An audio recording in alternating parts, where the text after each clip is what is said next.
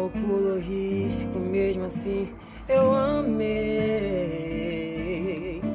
Desperdicei tantos sorrisos, mas no fim eu chorei. Então, pessoal, agora nós vamos conhecer o Castelo de Palmela. Depois de ter acompanhado essa história, esse resumo de mais de 1000 anos de história, né?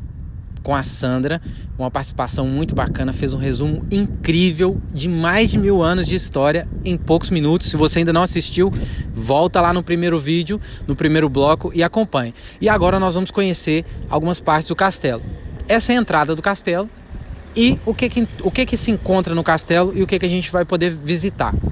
Nós temos o posto turístico, temos o café da Esplanada, temos lojas e produtos, lojas de artesanatos e produtos regionais. Nós temos um museu, espaço arqueológico, espaço de transmissão militar, a Igreja de Santiago, Museu de Reserva e Cultura de São Tiago, Pousada de Palmela e temos também o Bulbo da Corte. Agora vamos lá conhecer? Vamos começar pela Igreja de Santa Maria. Bora? Vem comigo. Se eu chorar, eu posso me virar sozinho. Eu sobrevivo sem carinho, pra ninguém me machucar. E o nosso tour começa pelas ruínas da Igreja de Santa Maria. A Igreja de Santa Maria foi a primeira igreja paroquial de Palmela do século XII.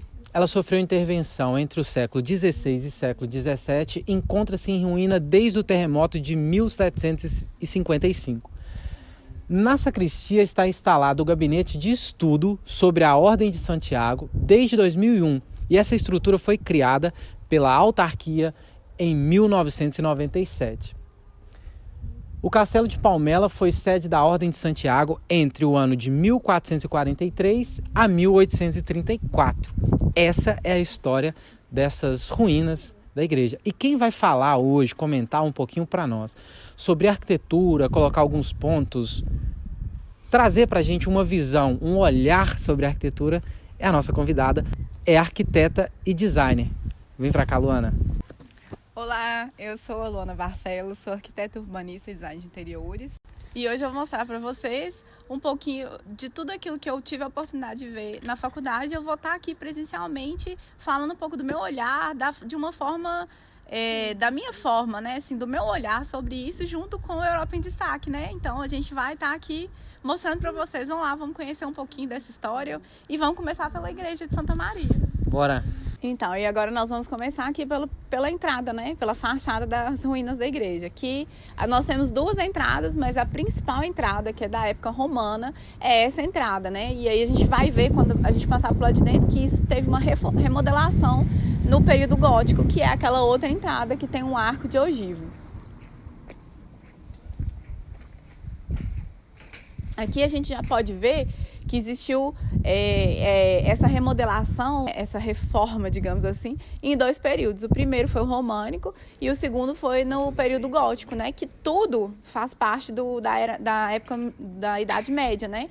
Que, como todo castelo, só que essa Idade Média passou por vários períodos e a gente consegue ver aqui nos vestígios que tem, né, nessas ruínas, a gente consegue ver que o período romano, que as características que tinha do período romano, é uma construção mais austera, né, assim, com pouca iluminação, um formato mais horizontalizado, retangular, que a gente pode ver que tem aqui a igreja, né? E a gente também pode perceber, através das ruínas, que existiu essa remodelação no período mais gótico. A gente pode ver através das ruínas, né, que ficou da igreja. Antes de construir a igreja, aqui era uma mesquita que também virou ruína, como vocês já viram aí através da história da Sandra, que quem construiu o castelo foram os muçulmanos. Então, segundo a história, que era uma mesquita e quando construiu a igreja aqui, era ruína também, né? E ali a gente pode ver mais vestígios, né, de um outro período, que é os azulejos, revestimentos que tem ali, né?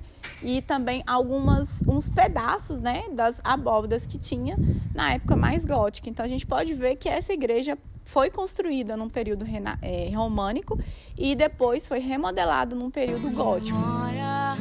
Mas quando sai eu sei que você chora e fica fica em casa só contando as horas. Reclama só do tempo que demora. Abre os braços, vem e me namora. Eu quero dar vazão ao sentimento, mostrar que é lindo que eu sinto por dentro. Beleza essa que eu te canto agora. Abre E ela deixou um bilhete.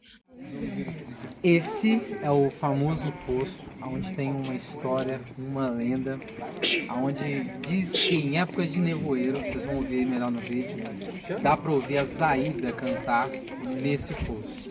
Zaida, ela era muçulmana, se apaixonou por um cristão e o pai amaldiçoou ela, e desde então há relatos que até os dias de hoje você consegue ouvi-la cantar nesse fosso. E ao longo do vídeo vocês vão conhecer essa história.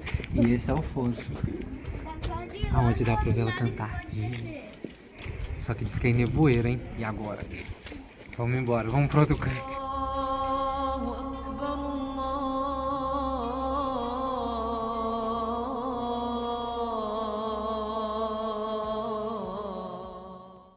Agora nós vamos conhecer essa outra parte do castelo.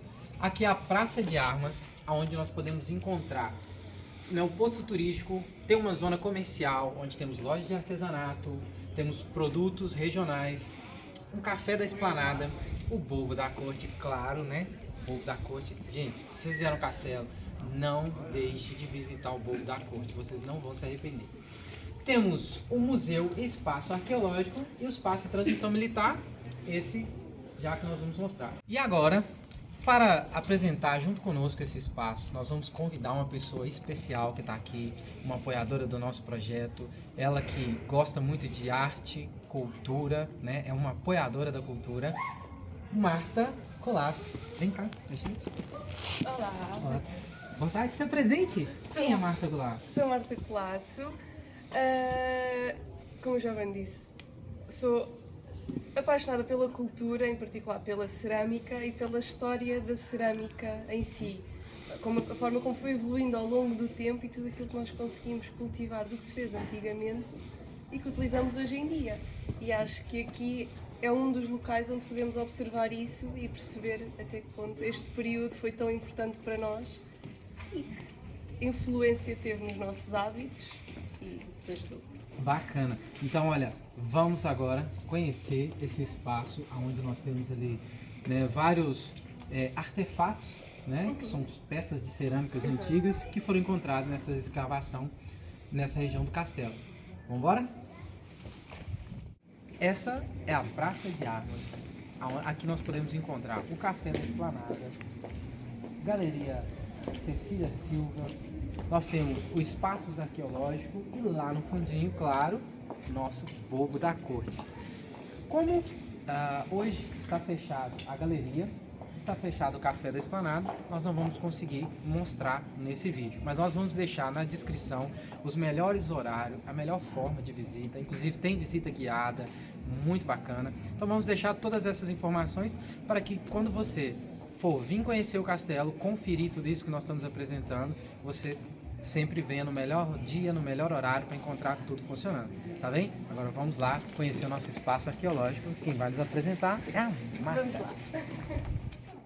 Aqui nesta sala conseguimos encontrar um pequeno resumo das peças que foram encontradas ao longo das escavações feitas aqui no espaço, onde encontramos desde o primeiro século que aqui começaram a produzir alguma coisa, até de alguma forma acabaram por ir abandonando o local. Conseguimos observar todo o processo que se utilizava. Se numa fase inicial focavam-se mais nas peças puramente utilitárias, como por exemplo os cântaros, as tacinhas, os pratos. Os cântaros, por exemplo, eram utilizados só para fazer o armazenamento da água, permitir que a água ficasse lá dentro e se mantivesse sempre fresca. Ao longo do tempo foram começando a descobrir cada vez mais técnicas, como vidrarem, fazerem decorações, irem pondo pequenos ornamentos, e isso é algo que foi sendo feito cada vez mais ao longo do tempo e que vamos poder observar também nas próximas salas que vamos visitar a seguir. Vamos lá? Aqui nesse espaço, nesse sítio arqueológico, nós vamos encontrar várias peças datadas em vários períodos da história do castelo e também de várias partes aqui, né, da região em torno do castelo, tá bem? Então nós temos essa parte de cima, vamos lá conhecer. Então fica perto de mim, esse amor nunca. Nessa parte aqui dessa sala, nós vamos encontrar vários vestígios de povoados diferentes do entorno aqui do castelo, né? Tudo que pertence a essa região do castelo. E quem vai explicar um pouquinho pra gente vai falar sobre alguns detalhes importantes. Vamos lá, Marta? Eu acho que aqui nesta parte dá para percebermos realmente a necessidade que se foi encontrando ao longo do tempo de as pessoas começarem a identificar o próprio trabalho. Já não era só tanto uma questão de necessidade de o fazer, porque era necessário ter os objetos utilitários para o dia-a-dia, mas também terem aquela necessidade de dizerem fui eu que fiz, isto é o meu trabalho, isto representa-me a mim, à minha família ou à minha olaria. E aqui podemos encontrar o início desse trabalho de autor, que é o que nós temos hoje em dia. Cada pessoa cria o seu logotipo, o seu nome de uma marca. Seria a logomarca da época, né? O logotipo, exato, é isso mesmo. Assinatura. Só Bacana. que aqui nesta altura faziam isso como? Com os padrões decorativos que faziam à volta das peças, ou traços hexagonais, ou com pontinhos. Cada um poderia, não havia uma regra estabelecida para o fazer, desde que cada um tivesse o seu padrão e uma forma de o identificar. E acho que é super interessante, principalmente para os dias de hoje, ver como é que essa necessidade começou a aparecer, como é que isso se criou. Hoje em dia fala-se tanto dos direitos de autor. Já vem lá de trás, já direitos autorais, tão verdade. antigamente que já existia isso, que acho que é fascinante na história hoje em dia. Bacana.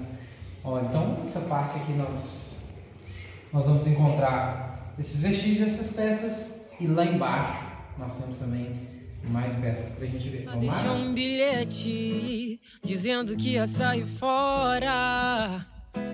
Levou meu coração, alguns CDs e o meu livro mais da hora. Mas eu não sei qual a razão, não entendi porque eu... E aqui, o que nós temos? Vamos começar aqui por este lado. Esta sala divide-se aqui em dois períodos, mais ou menos. Aqui numa fase mais inicial da história aqui do castelo e das peças que foram sendo encontradas, os registros históricos cerâmicos. E podemos ver aqui um pouco da evolução e das técnicas que eram utilizadas, porque a dado momento a grande maioria das técnicas utilizadas anteriormente, a grande maioria, se não todas mesmo utilizadas anteriormente, foram reutilizadas nos dias de hoje. Por exemplo, estes cântaros, estes pratos que aqui encontramos, foram feitas com a técnica do rolinho, em que amassam o barro, fazem um rolo e vão sobrepondo uns aos outros. É a técnica que utilizavam antigamente e que hoje em dia é uma das técnicas também utilizadas. A roda de oleiro que encontramos hoje em dia já é elétrica e com muito mais facilidade de utilizar, ao longo do período da história da cerâmica, e à medida que a cerâmica foi evoluindo, fomos encontrando cada vez mais peças utilizadas na roda de oleiro e conseguimos ir ligando os pontinhos todos e perceber que a forma como trabalhava era uma roda de oleiro manual, sem pedal, sem estarem ali, sem esforço nenhum, só a mexer o maninho, mas sim a darem ao braço, a fazerem a força toda que era preciso para ganharem balanço e conseguirem produzir. Eu acho que isso é uma mais-valia histórica e que devia ser mais falado porque é incrível. Para mim é incrível, enquanto ceramista, conseguir perceber esse lado. Por exemplo, estas peças que temos aqui, os cântaros que eram utilizados antigamente não eram vidrados, não tinham qualquer tipo de decoração, porque a importância era realmente a utilidade deles de armazenar água e a manter fresca. No entanto, conseguimos encontrar dois tipos de cântaro. Por exemplo, aquelas bases que temos ali era a parte de baixo dos cântaros feitos inicialmente, que era para poderem ser apoiados e guardados em suportes ou de pedra que escavavam, ou suportes criados em cerâmica, para os irem todos pondo lado a lado, e com a evolução do tempo foram cortando essa parte de baixo, foram percebendo a necessidade que tinham e foram começando a fazer uma base reta, por exemplo, aquele pequenino que temos ali, que acaba por ser uma miniatura dos maiores, mas conseguimos perceber essa evolução da necessidade de se irem adaptando ao que iam tendo. Portanto, principalmente hoje em dia, que a cerâmica está na moda, muita gente quer fazer cerâmica, e bem, porque acho que é uma arte que não se deve perder, ainda por mais está muito na história de Portugal e não só, E as pessoas às vezes nem percebem a importância do que estão a fazer hoje em dia, que foram buscar tudo lá atrás e que foi passando de pessoa em pessoa, geração em geração, até chegarmos ao dia de hoje. Agora, se quiserem vir comigo e passar aqui para este lado, entramos aqui num período mais avançado da história das peças que foram encontrando aqui no castelo, portanto, século XVII a século XVIII, onde começou a ser introduzida esta questão do vidrado e da decoração, e foi sendo utilizada ao longo do tempo de forma não só a conseguir identificar a quem é que as peças pertenciam, como falámos anteriormente, mas também porque começaram a dar importância a outro tipo de detalhes. Já não era só a questão da utilidade e fazermos só para ter, mas também a necessidade de ter algo harmonioso, algo que se possa valorizar mais, algo que talvez se possa depois, através de trocas ou de venda de alguma maneira, conseguir ser mais valorizado e começar a ir acompanhando as necessidades das grandes famílias que queriam mostrar-se e ter esse reconhecimento social. Portanto, conseguimos aqui encontrar várias peças vidradas, pintadas com pigmentos muito encontrados na natureza na altura. E acho que este é um espaço ótimo para conseguirmos conhecer um pouco dessa história. Tem aqui uma série de informações úteis, se quiserem explorar mais esse campo, perceber um bocadinho mais de cada peça e cada caco de cerâmica que foram encontrando. E acho que deviam muito visitar este espaço, porque sem dúvida é uma mais-valia para a nossa história.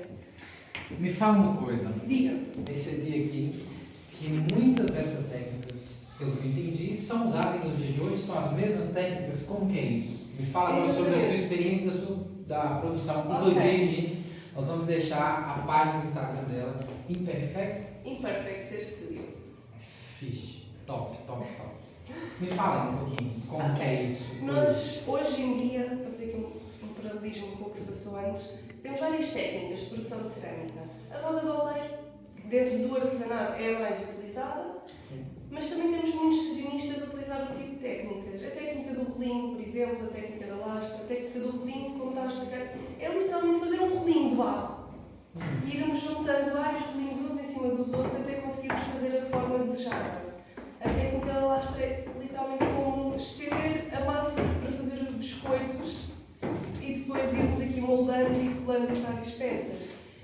As primeiras peças que mostrámos ali atrás foram feitas com a técnica do relinho, era uma forma mais rudimentar, século XI, século XII, em que a roda de oleiro ainda não estava muito divulgada, se assim o podemos dizer. Sim.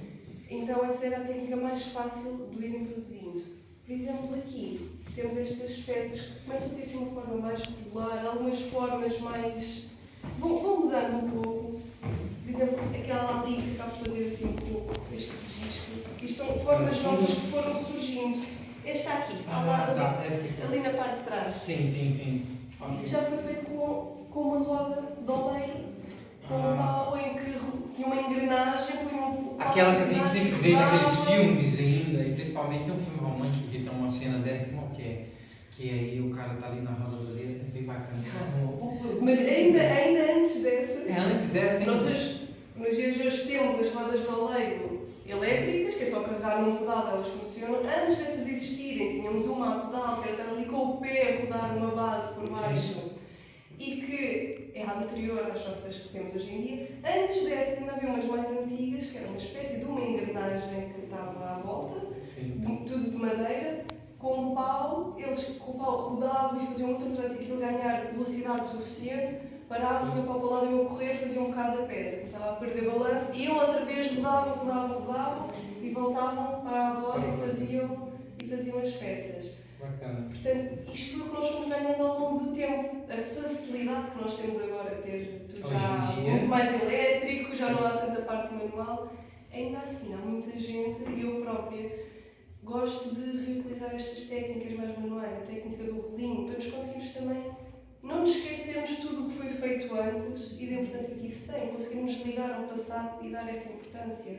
E acaba também que realmente, pelo menos eu gosto muito, uma coisa que eu gosto no artesanato, para quem gosta de produtos único, exclusivo, é o artesanato. Porque o artesanato realmente é uma peça que fica única. Podemos produzir várias outras similares, mas nunca vai sair igual. E eu acho isso interessantíssimo, essa parte, essa questão mesmo de ser única, de ser algo assim. Somos como nós, seres humanos, cada um único, né? Claro. Podemos ser parecidos em algumas questões, mas cada um de nós tem a somos sua único. identidade. Essa identidade única. E isso é algo que nós conseguimos ver antigamente, ter essa necessidade de marcarem as peças, de fazerem ali texturas de marcas diferentes nas peças que faziam para se identificarem quem é que as produziu. Isso é algo que vamos encontrar sempre no artesanato. A necessidade que nós temos hoje em dia de as marcar também é algo que vem lá está do passado e que é tão importante nós conseguirmos olhar para isso e pensar, ok, isto não é só uma peça de cerâmica que está aqui, isto é uma pessoa que a produziu, isto é uma pessoa com história que está por trás. Todas estas peças que nós vemos aqui estão aqui expostas e ainda bem que conseguiram ser guardadas, pelo menos parte delas, saber tudo o que está por trás disso. Ok, quem é que utilizou esta peça? Como é que fizeram esta peça? E cada uma delas dá para a gente perceber até mesmo exatamente isso, em que nível estava cada momento da história, né? Como que era a evolução. A gente consegue acompanhar tanto na questão de técnica, então a gente já sabe qual que é a evolução para fazer, quanto também na questão de utilidade. A gente consegue saber muito de uma sociedade apenas com esses utensílios. Exatamente, desde os hábitos mais básicos de a quantidade, mais ou menos, de água, vinho, o que é que bebiam, que tipo de comida conseguiam armazenar ali. Havia muitos cântaros que serviam para armazenar comida também, cada cântaro tinha a sua comida. Bacana. Um pouco como o self-service ou o buffet de hoje em dia, que se fazia antigamente.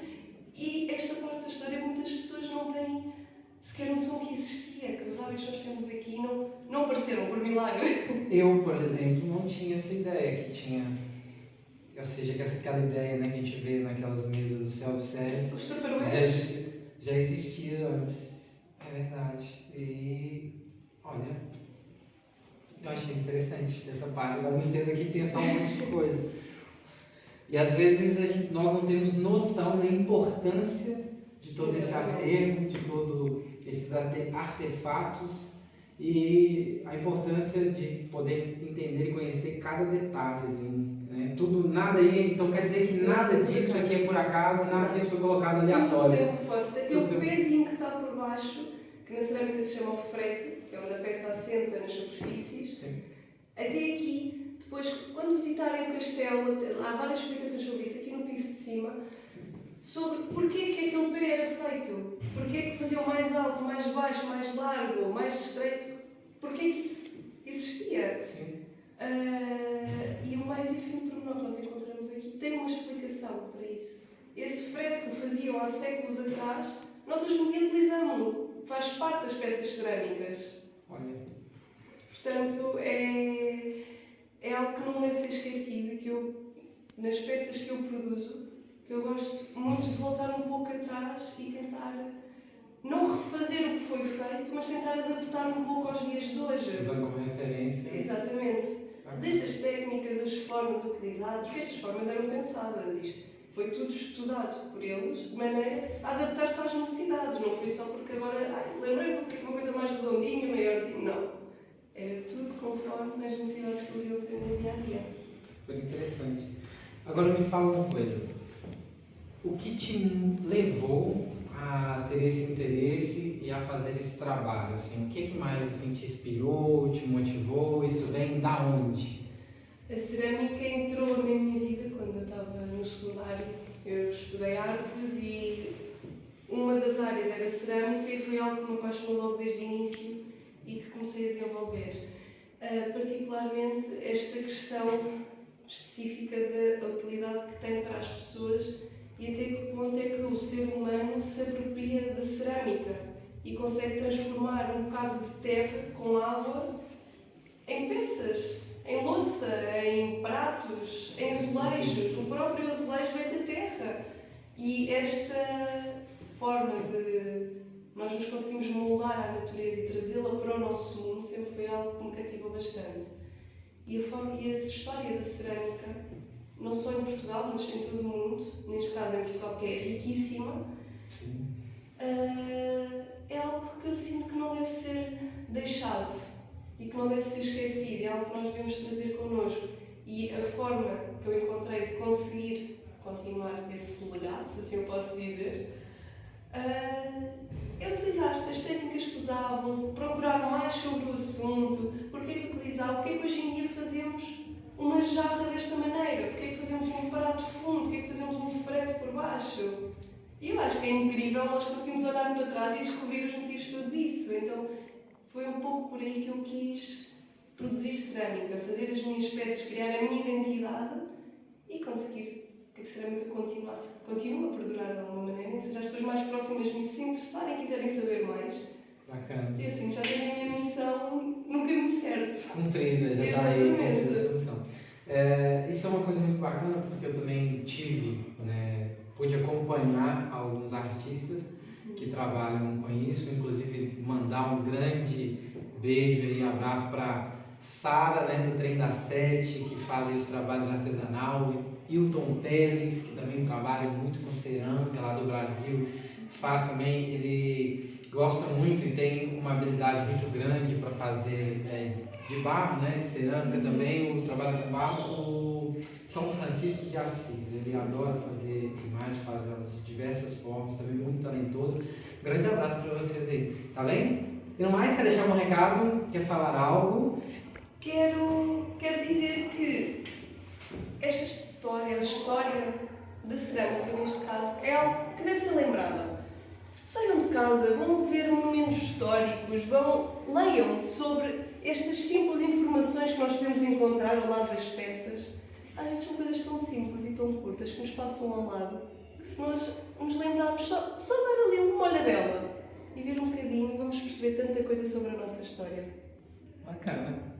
Olha, sigam, já agora, quero aproveitar para dizer também, claro. E sigam este projeto que é incrível e que acho que é uma mais-valia nos dias de hoje, onde as pessoas estão muito agarradas aos telemóveis, às redes sociais e tudo mais. Serve para nós termos um bocadinho da caixa e nos interessarmos pelo que está à nossa volta. Portanto, conhecer um pouquinho da história. Exatamente, os locais. Portanto, acho que estão de parabéns mesmo por esta iniciativa e espero que continue durante muito mais tempo. Não, obrigado. Nós ficamos lisonjeados em ter você aqui, em você ter comprado essa ideia conosco, ter vindo, abdicado um pouquinho do seu tempo para falar sobre tudo isso. Foi riquíssimo, esse conhecimento. E eu já agora vou sair daqui olhando para a cerâmica com outro olhar. Eu já me interessava por achar bonito, pela questão da arte, mas você me colocou pontos aqui hoje que eu vou olhar já com um olhar ainda diferente. O que está por trás. Sim, o que está por trás. E eu sou muito grato por isso. Muito obrigado. Obrigada. Tá bem? Por proporcionar isso para mim. E acredito que todo mundo aí curtiu bastante. Tenho certeza que teve muita informação que você não sabia e que agora, na hora que nós olharmos para isso, nós vamos observar cada detalhe e já começar a entender e pelo menos imaginar como fazer aquilo. Enquanto você falava, eu estava vivendo um filmezinho aqui de interligando coisas e também imaginando aqui o dia a dia mesmo daquele povo naquela época. Muito bacana. Então é isso. Obrigada. Ficamos por aqui. Esse foi mais um dos nossos quadros. Hoje falando de arte conosco, Marta. Mas eu não sei qual a razão, não entendi porque ela foi embora.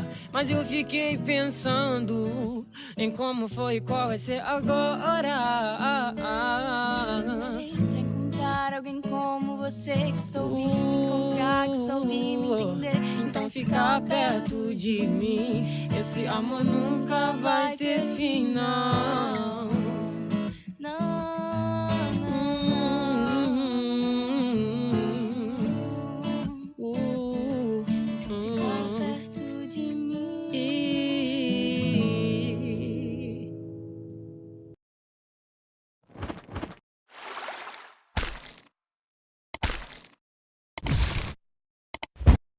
Gravando. Vou falar o nome do cara. Casa de biscoito. Eu não lembro o que eu pedi. Nossa, melhor foi não. Deve ter realizado. A última vez que eu vi aqui, tava cheio de moeda nesse negócio.